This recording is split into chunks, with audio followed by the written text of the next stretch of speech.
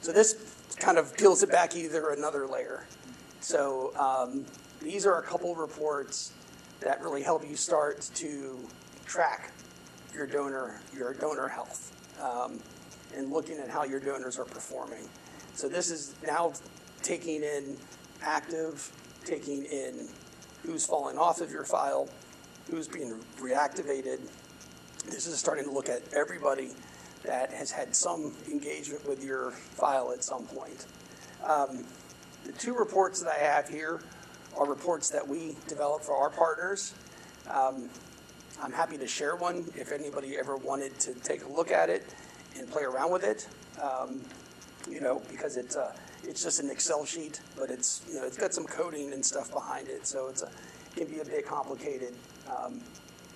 But it does allow us to really look at a longer-term performance of how the file is performing, and then this is where we can start building out some different scenarios, where we can start, if I introduced certain impacts on the mail file or on your donor file, excuse me, I should say, what that impact, the result of that impact would look like. So the two reports, segment analysis report, this is kind of like our baby. This is the report that before any sort of strategic discussion or conversations occur, we always run a segment analysis report. And we go back as far as we can, the data is available, and we really look at and take a deep dive at how all of these different designations or deciles of your donor file is performing. We're able to look at how your lapse file is behaving. Lapse file is always going to increase because as you continue to add new donors, you're going to have old donors that fall off through natural attrition. You may start making adjustments to your selection. You may see that dialing back donor engagements to lower dollar donors or pre-lapsed donors in non-holiday months isn't cost effective. And so, I always try to view it as like dials. It's not levers. We have some levers that we can pull, but it really gets down to the dials and how you tweak those different numbers there. And this really gives you that ability to really look at your file and say, here are some minor things that we can adjust that could have some significant impact, on the performance from that audience. And then the second one is an upgrade downgrade report, and I think this is the report that would be most beneficial as far as looking at how your larger dollar donors are giving. You've seen an increase in those donors, what that increase in giving looks like, how are your donors moving up the file, how are your donors moving down the file, and comparing that to where they were from the previous year at that time. So I hope you can see that all right. I try to make this as condensed as possible. This isn't the full report because it does not have any of the lapsed. So it doesn't have reactivated, second year reactivated, or lapsed, which would also be, but it would make it impossible to even see this on a screen twice this size. So I just took the top three, which is new donors, which is first gift in the first year, second year donors, so they gave a gift their first year, gave a gift their second year, and then multi-year, they've given 3 or more consecutive years. And this is really where you can start identifying how donors are moving through your donor cycle and what that giving looks like from that audience.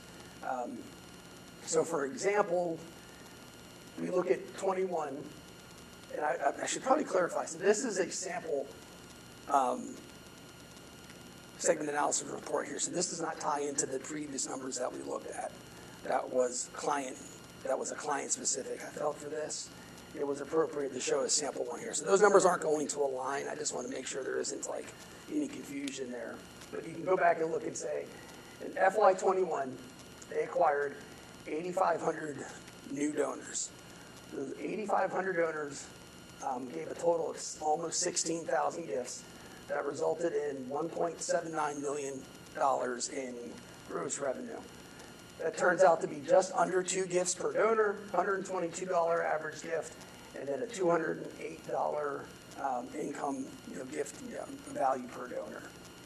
The second year, you acquired 6,200 donors. they gave just under 11,000 gifts, $1.3 million in revenue. The gift per donor remained the same, and then you saw an uptick in the average gift and the income per donor.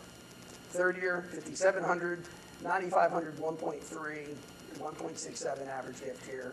And then FY24, you can see here 4,300, 7,500, just under $851,000 in revenue. Still, number of gift, average gift came down some, and then as a result, income per donor is lower than what it's been the last couple of years. So just looking at your 4 years of previous behavior, you can project out, in this case, what we are seeing fiscal year to date. So through November 2024, we're projecting out that we're going to see 4,300 try that again. Last year, you acquired 4,347 new donors. Fiscal year to date through the end of November, of that 4,347, you acquired 2,582. This year to date, you've acquired 1,322. So it gives you some ability to build out some initial projections to kind of see, okay, where are we falling in line with where our giving, compared to where we were in previous years. In this case, last year's gift at this time, it's interesting. It showed that you had an average gift of 83, and it went up to 112. And then this year, your average gift is already at 135, which would put it the second highest above, anything you've seen the last 3 years here for completed fiscal years. So, it kind of leads you to see some trends. It certainly opens up the door for a number of questions when you look at, okay, what did we do in FY21? It's pandemic. Let's cut that out. Let's cut out 22. Let's just look at 23 to 24. What did we do these 2 fiscal years here? Was there something that we did different in 23 that we didn't do in 24? And what was the rationale behind that? Did we mail less? Did we cut it? Did we drop a list? Did we invest more in reactivation? Did we just overmail in some cases, and we pulled in names that we potentially should have not pulled in? Did we test? Did we over-test? One of the areas that I have seen a lot of challenges with organizations is they love testing different packages. Oh, we should offer this versus this, and we should test this campaign versus this campaign. And testing's great if you have the appetite and the willingness to accept, yeah, it could go great, or it can really have an impact on your performance, So it just opens up the door for a number of questions. But where I think this information starts to become valuable is because then you can see how these new donors are moving through your donor cycle. So in this case, you're able to see that here's those 5,700 donors, new donors you acquired in FY23. We're now looking at second year. Here's that 5,732. So the same number here. Of that 5,732, 2,000 of them made a second gift that second year. And this is how that bared out. So you can see that of that audience that you acquired, 37% of them have retained their response and gave another gift that second year.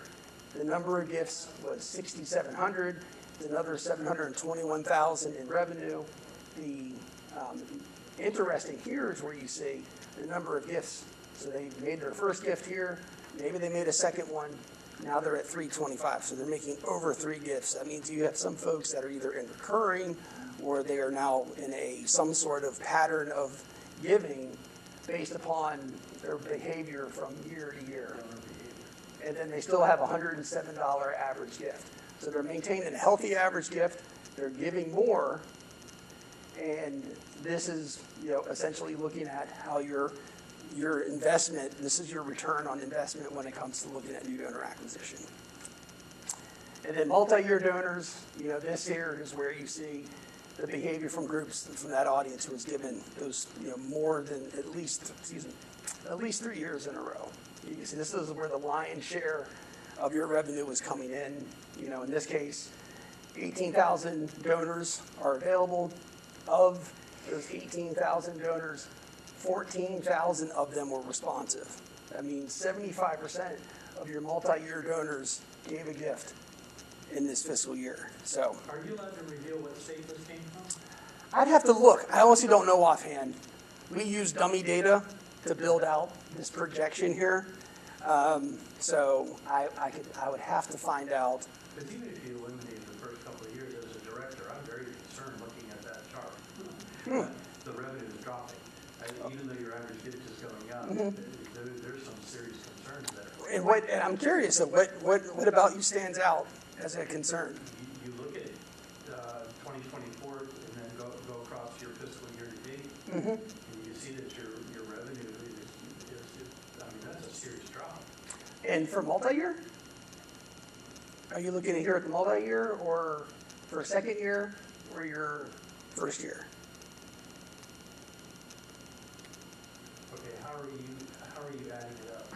Well, I agree. I just want to make, because you're right here. If you look at new donors, so new donors here, last year they accounted for 251. This year it's 216. So that's a decline. You're right. That's what, 40,000 less there. It's directly attributed to you have roughly 1,100 less responsive donors. That's a concern. The question would be if this was a self-inflicted effort. If you had mailed, let's say, 170,000 records last year, and then this year you mailed 100,000, then mailing 70,000 less is going to have an impact on the number of donors that you've acquired.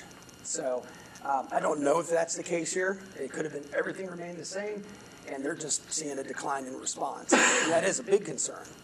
So you're absolutely right looking at it like that. I think for second year, you're looking at about a $30,000 deficit here. This I'm not as concerned of because it's only year to date, and you really want to look at behavior for that second year. I would want to look at the full fiscal year and be able to see. Yeah, so the last one, the full fiscal year is not represented. Right. That's why we had a drop off right there. Because I'd look at, like, if I compared fiscal year to fiscal year here, you had 688 from second year in 23, and then you had 721 from last year. So my assumption would be, and you could actually project this out. If you said, we had an 8% increase in revenue from 23 to 24, if I applied the same percent increase here, assuming everything remained the same, what would that look like? Right. Or I'm going to be conservative. I'm going to say 3%. What does that look like? But then here, this is where I think the revenue plays the biggest impact, and for multi-year. And even year to date, you can see 3.3 FY24 year to date, and you're at 3.4 FY25 year to date. So you're thinking about it the right way, though. That's exactly the point of this document and this type of analysis, is to really start asking all of these questions and wanting to figure out what is going on that's creating this. Because it can be a number of things. And where this view is helpful, because you still have, in this case, the fiscal year goes through June 30th, we still have 6 months to impact this in some fashion. Sorry. Great questions.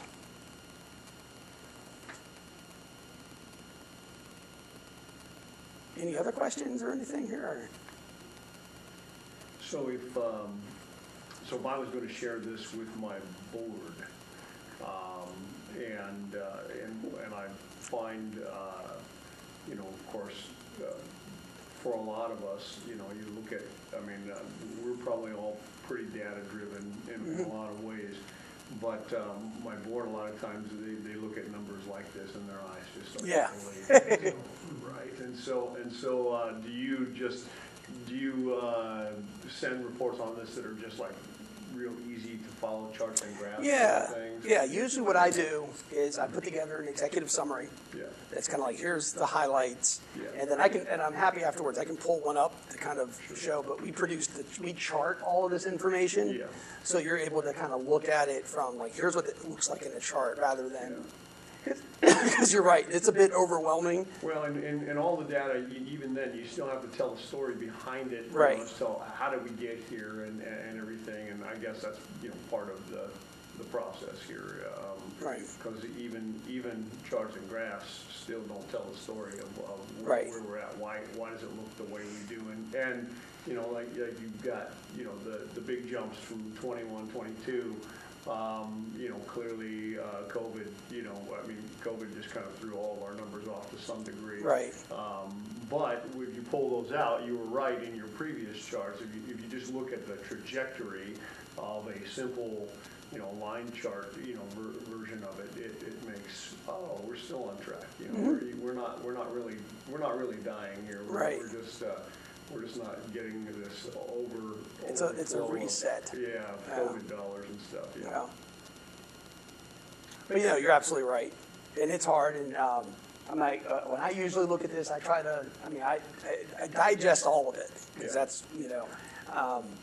But really, if you know, completely sidebar, if I've hopefully serving my partners right, I know where their goals are, and I'm hoping that I'm able to look at this and say, well, I know you were trying to go here. Here's how that effort is working out, you know. So like I look at something like this for new donors, you know, my assumption would be there was something that changed in that investment. Or it could just be, oh yeah, we had a bunch of remits that came in on December 1st, and the data is the last day of November. Okay. So when I run this report a month from now, it'll look completely different. You know, so that's the one tough thing with these types of reports. You're getting like one snapshot of one day. You know, and all it takes is, oh yeah, our, you know, donor services coordinator was out with the flu. She's a week behind, and I go, okay, great. Well, this doesn't really pertain to anything right now. So yeah, but there's. And the last one here, donor upgrade, downgrade report. You know, and this is where I think it's a really interesting view again. Channel agnostic, so this is everyone who's given to your organization, regardless of the channel that they came in. But we look at 10,000 plus, 5,000 to 99, so forth here. And you can really look at comparing this previous year to your current year and where those trends are coming up. I find this really helpful because it's like you had 75 donors whose giving level was 10,000 or above. That resulted in 2.6 million. It was 630 gifts from that audience. So it's about $36,000 per donor. Snapshot of the rolling 12 month through the end of November. You've got 71 of those 75, 1.9, 243 gifts, 20, you know. So where are these, what happened with these 4 donors? I mean, it's something as simple as, I would want to know that answer. Like what happened from here to here that I would want to say, let me find out. Let me run a, you know, let me look at our donor file here and see, was this individual, you know, moved on to another giving opportunity? Did they pass away? Yeah, you're right. Did they pass away? Did they downgrade? Because if you look at 5,000 to 10,000, 103,000, now you're at 108. So did a portion of those 4 just make a gift for less? You know, if it's some sort of like Salary change. yeah, or it could just be like, well, I give through a DAF program once a quarter. Stock market's a little tough right now, so my gift is going to be 9,900 rather than 11,000. So it's not to say that, oh, there's something wrong. It's This just is good to help craft messaging so that we can get that Absolutely. converted from middle to, this is it right here. right. This is mine. Yeah, where I really put my focus on is I look at this right here, 25 to 100, because this is where I think you have the best opportunity to really grow your, I don't want to say your rank and file donor, but your basic, you know, general direct mail, direct response engaged donor. You know, if I can get someone who's giving $25 to give 50, and I can take 100 of those individuals and elevate that giving, that's going to have a significant impact on the program. You know, so from our perspective, and from a day-to-day strategic development of offers, you know, that's where I go. I really land on these 3 categories right there. But I think for like recurring, I think this is a very valuable tool as well. Because that's like how you start to look at propensity Mm-hmm. as far as capacity. Are they given to other areas? Right. Other organizations? Like, yeah, I love that. That speaks a story there. So, and this is all through data that you have. This is still just using active donor, their appeal code, their donor code, and their giving. This is not like you haven't pulled in all sorts of other information. It's still just using those basic 4 categories that, any sort of engagement that comes in to your organization from your donors should usually have, if not all that, at least, 3 out of the 4. So.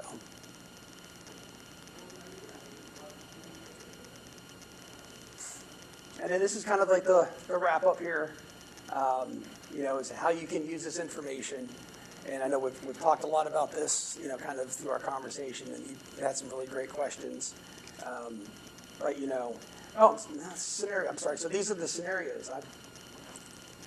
I'm gonna take a break here. I have a little Alani, excuse me. I was nervous about this, so I apologize. I forgot I had put scenarios in here. So this is a couple different scenarios that we traditionally do that can look at how impacts on your program, what that influence would be like. And so, the 3 scenarios that I show here is the basic increased engagement or investment in acquisition, expanding the selection criteria to target more lapse donors, testing higher ask amounts, and seeing if we influence these 3. If I came up with a strategic plan that played onto these 3 different categories, what that would look like. So, first one here, this is your current file performance. For this test organization, they're adding about $10,500. Their average gift is about $92. They're giving twice a year, and there's nothing really outstanding or concerning regarding their reactivation of lapsed donors. So it's all status quo here. This is just a great organization running things, at obviously some level of efficiency. As you can see here, from 2015 to 2022, you're showing a nice, healthy level of increase giving. However, in this instance, if I was to look at increasing the number of new donors acquired to 13,000, so they acquired 13,000 in 2018. They're going to acquire 3,000 more than what they're currently projected to by 2022. Average gift, number of gifts, everything else stays the same. You can see the impact of the influence of that adjustment. And so, this would be something that, I would love to have that scenario. Here are the tactics that you can introduce that would help acquire more new donors to your file. And this is that long-term impact of those donors, assuming everything else just remains the same. So they're not going to give anything more than what they're already giving. They're not going to increase their frequency. It's just another individual giving to your file. You can see where, how that impacts the increase in the amount of revenue that is received, gained by the organization. Through acquisition. We acquire these folks beginning in 2018 here. Okay. And if we push that, this is how that engagement would be with increasing that 3,000 donors acquired in 2018, how they would behave through 2022. And then the last one here, another scenario, we're looking at adding the number of where the new donors, anywhere from 12 to 14,000 per year, kind of the same scenario, but that we're also going to increase that average gift. So you're going to add some new donors. We're going to engage an activity or engagement process to increase their giving. We're going to introduce telemarketing or texting or like some of the Nimble Connect engagements where we're really going to beef up that donor journey. And you can see how that impact plays itself out during those out years as well. So using that same data from your segment analysis report, you can start building in these percentages and then really seeing the impact of those adjustments. But I think what I hear you saying is these are conversations between you and the mission. There's so many nuances. Absolutely. My county's so small, you couldn't come up with a full saturation, you couldn't come up with that amount of meters. Right. So these are conversations that go back and forth, back and forth. To me, one of the hardest decisions every year is how much to spend on the acquisition. Right.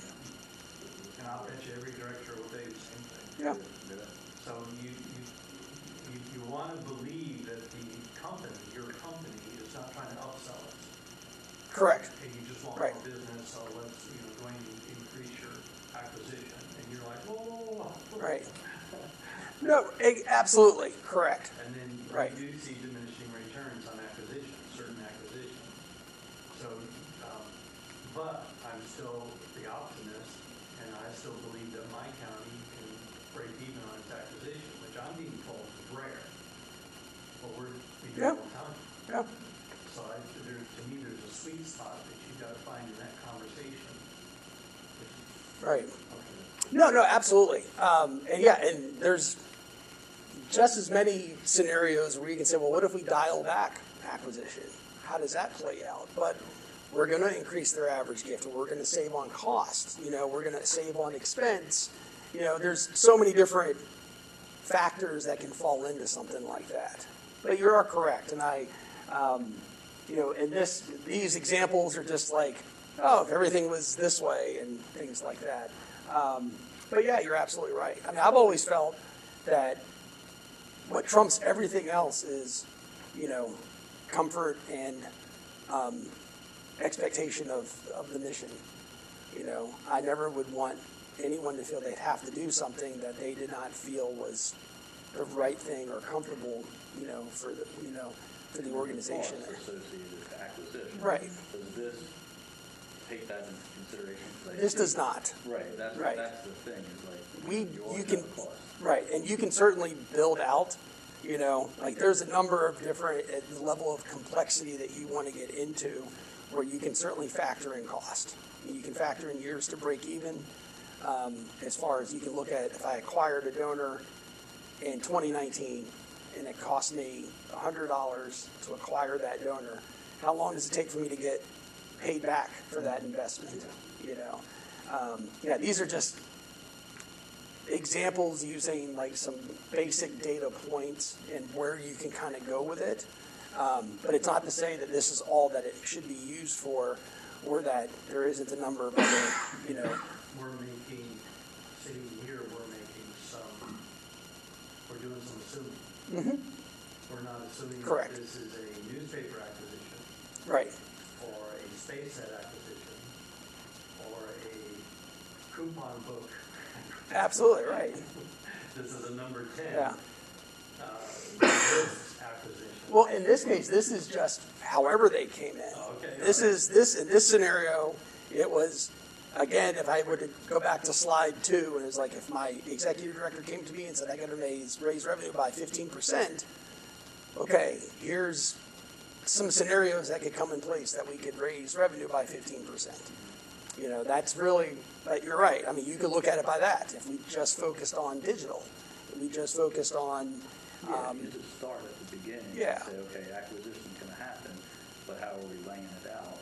Are we Right. going digital path, are we going, appeals, for direct mail? So, Yeah. that's, yeah, I guess that's a really good point though. And this was all crafted behind that scenario where it's like, if you handed me 15%, how am I going to get there? Here's the information that I have available, some basic starting point,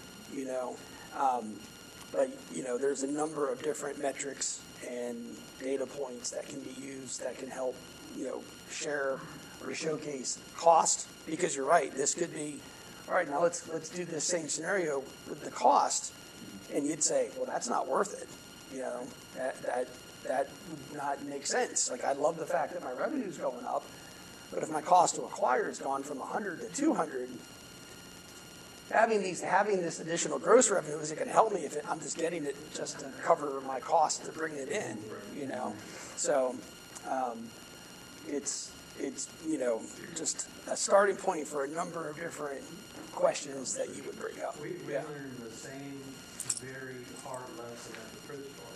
The same scenario. Mm-hmm. The manager thought that by lowering the prices of all the product on the floor, he sold a ton more, but he found out he had to do 5 times the amount of work Right. to keep the product on the Yep. floor. Same thing. You could spend a lot more money acquiring, but then it levels out. Yeah. Well, and that's such a good point, because you made me think about this again, looking at these new donors. When in this example here, year to date, you had 2,500 donors that you acquired last year, but their average gift was $84. You've acquired less donors, but their average gift has gone up significantly. Is it better to have 1,300 donors that are new, that are giving at $135 for their first gift? Logic would tell you that gift is only going to increase as they learn more about your Less work. less work, exactly. More ROI. Yeah. So even in a situation like this, where you look at the surface and say, "Oh no, we've lost we've lost almost 1,000 new donors. So what's going on?" It's like, well, you have, but the ones that you are bringing on are worth so much more. And if your KPI or your primary metric was, years to payback, years to break even, you're going to break even a lot sooner with 1,300 folks giving at 140 than you are 2,500 folks giving at 84. And the same thing happened to us when we put the number 10s next to the newspaper acquisition.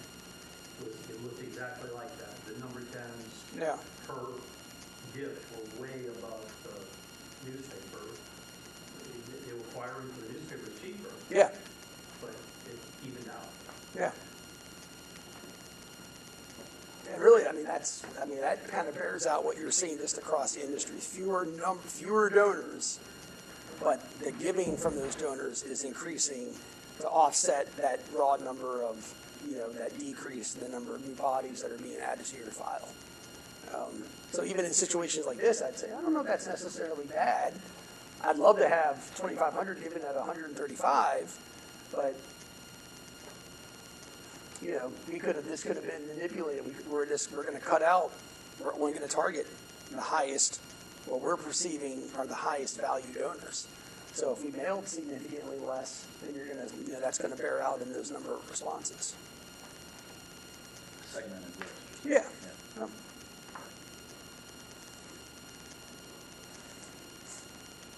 Well, I think we're at 11:45. I think is that. I'm happy to keep talking. I want to be respectful of time. That's like my biggest priority for all of these things, is making sure. And so I'm happy to answer.